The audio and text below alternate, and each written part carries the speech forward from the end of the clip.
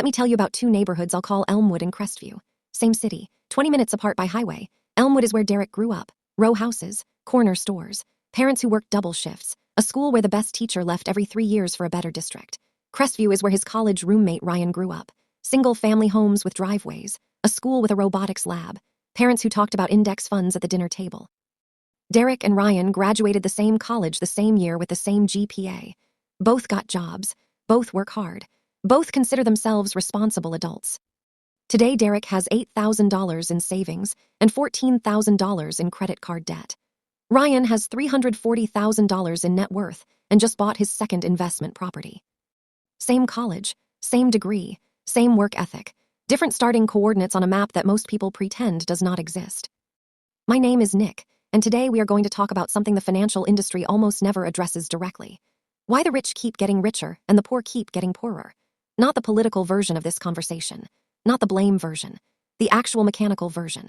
The systems, the math, the compounding advantages, and the compounding disadvantages that run quietly in the background of every financial decision you make, determined largely by where you started. Because if you understand the machine, you can work with it. And if you never see the machine, it just runs on you. Let's go. Part 1, capital compounds, so does the lack of it. Here is the most fundamental truth in all of personal finance, and almost nobody says it this directly. Money makes money, and no money makes no money. And over time, those two facts create an ever-widening gap that has nothing to do with effort. Ryan's parents invested $50,000 in an S&P 500 index fund in 1995 and never touched it. Today, that account is worth approximately $680,000.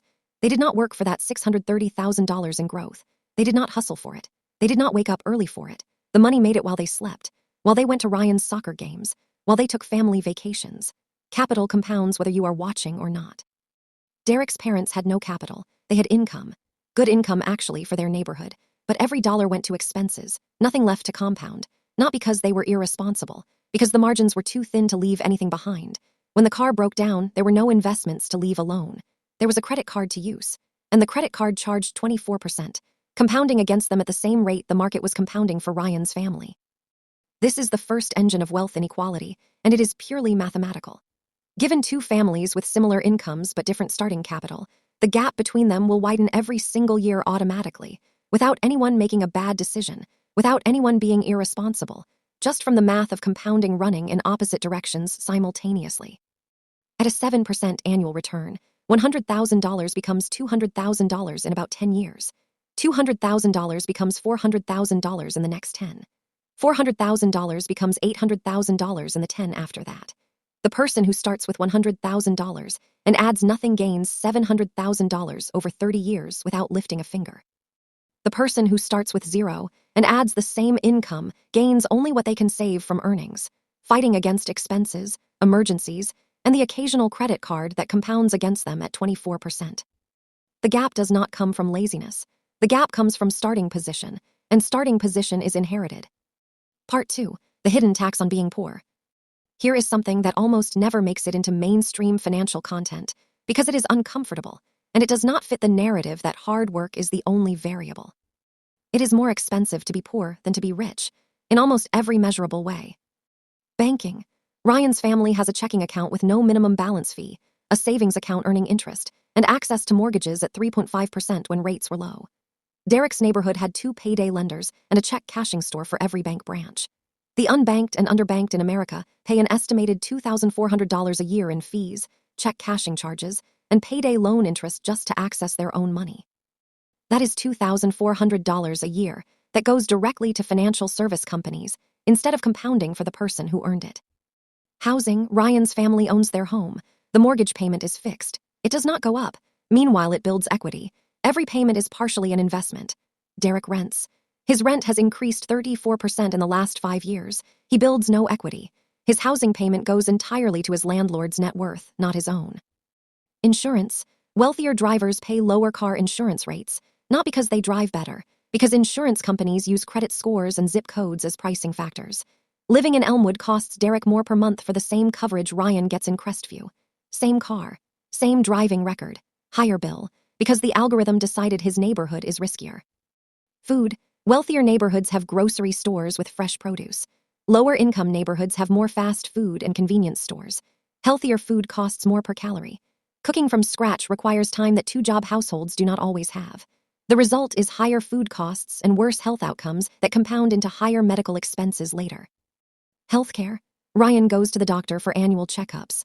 Problems caught early are cheap to treat. Derek delays doctor visits because of cost. Problems caught late are expensive to treat.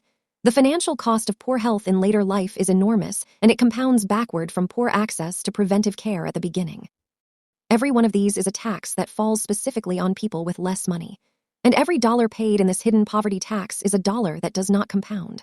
Over a lifetime, the aggregate cost of these structural disadvantages runs into hundreds of thousands of dollars per person. That is not a political statement. That is arithmetic applied to real pricing data. Part 3. The knowledge gap compounds too. Ryan grew up in a house where his dad talked about his 401k contribution rate at dinner, where his mom explained what a Roth IRA was when he got his first job, where the dinner table conversation occasionally included things like asset allocation and tax loss harvesting, and the difference between a growth fund and a value fund. Derek grew up in a house where money was something you worried about, not something you discussed strategically, where the goal was to get to the next paycheck, not to optimize the next decade. Financial literacy was not a dinner table topic because survival was. This is the knowledge gap, and it compounds just like capital does. Ryan opened a Roth IRA at 22 because his dad told him to. He contributed $200 a month for 4 years before he could afford more. Those early contributions, $9,600 total, have grown tax-free for 15 years and are now worth approximately $32,000. Derek did not know what a Roth IRA was until he was 31. He has contributed nothing to one. That 9-year gap in knowledge cost him approximately $32,000 in tax-free wealth from contributions of less than $3 a day. Ryan negotiated his first salary because his dad told him the first offer is never the final offer. Derek accepted his first offer because he was grateful to have the job and did not know negotiation was an option.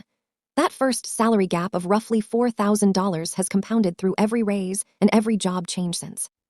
Career researchers estimate that failing to negotiate your first salary costs you an average of $500,000 over a 40-year career through compounding effects on every subsequent raise and offer. $500,000 from one conversation Derek did not know he was allowed to have. The knowledge gap is not about intelligence. Derek is smart. He is resourceful.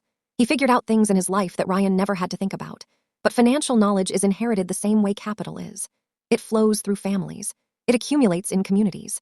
And in communities where the primary financial conversation is survival, the strategic knowledge that turns income into wealth does not naturally get passed down because it was never naturally received. Part 4. The network compounds.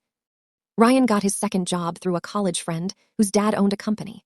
Not because Ryan was more qualified, because the dad knew him and trusted the referral. That job paid $18,000 more than what Ryan would have found on his own. It put him in rooms with people who had investment opportunities, business ideas, and connections that compounded his career in ways that are impossible to fully trace, but impossible to deny. Derek got his jobs through job boards and cold applications. He is in professional networks, but not the ones where information about off-market opportunities flows. The jobs he has found have been good jobs, but they have been jobs anyone could find, not jobs that come from being in the right room at the right time. This is the network compound. Rich people know other rich people. Those relationships create opportunities that are invisible to people outside the network, not through explicit favoritism, mostly, just through the natural tendency of humans to do business with and hire people they know. And the people they know are the people who grew up near them, went to the same schools, attended the same events, and ran in the same social circles. The network is not evil. It is just a system that rewards access, and access is distributed very unevenly. Part 5. What can actually be done? I am not telling you this to make you feel hopeless. I am telling you this so you can see the machine, because you cannot interrupt a system you cannot see.